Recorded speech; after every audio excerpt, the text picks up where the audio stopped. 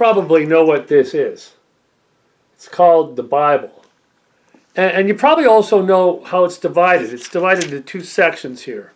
We got a really thin section over here we call the New Testament, and we got this thick section over here called the Old Testament.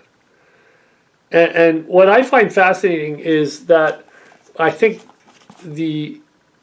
what makes up 80% of the Christian sacred text makes up 100% of what we might call the Jewish Bible or the Tanakh. And I don't know of any other situation where two major world faiths share so much common material. It's why Judaism and Christianity agree on so much. I mean, we share so much common material. The difference between the Jewish understanding of God and the Christian understanding of God, so I can get this straight here, is the fact that we use this little thin section as Christians to interpret this big thick section that is common to both Judaism and Christianity. And of course, this little thin section is about Jesus, his mission, his ministry, and the impact on that comes out of that. And what's interesting is beyond that is that the early church named these two sections Old Testament and New Testament, or Old Covenant and New Covenant. Or we might even say Old Promise and New Promise. The early church understood that something definitive and decisive had changed in the promises of God through Jesus. Something had changed fundamentally. And now there was a new promise that not only articulated God's promises today, but also interpreted the promises that God made in the past. We take promises seriously. We often encapsulate them in ritual, or we might actually put them down on a piece of paper like a contract.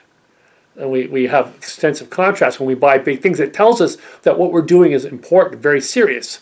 So when you're selling or buying a house, there's a lot of paper to sign.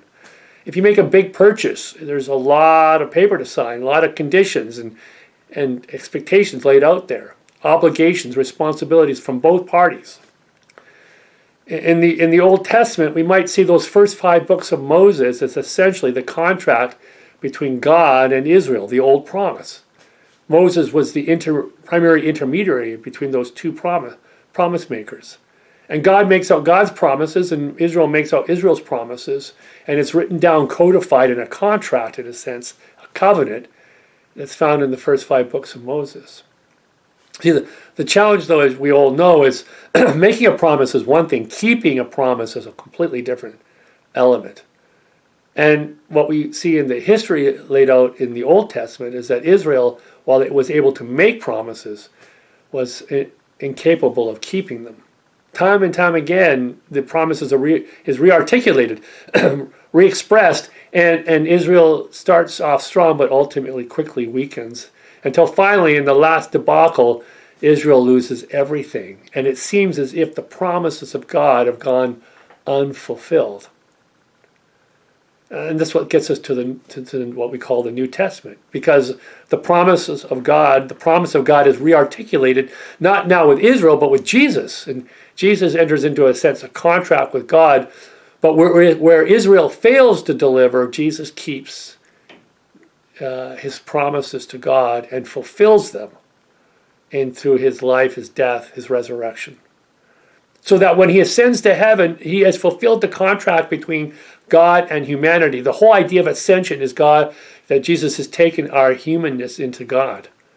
And for that reason, and in a way I don't completely understand, now the doorway is opened for God to come and live within us.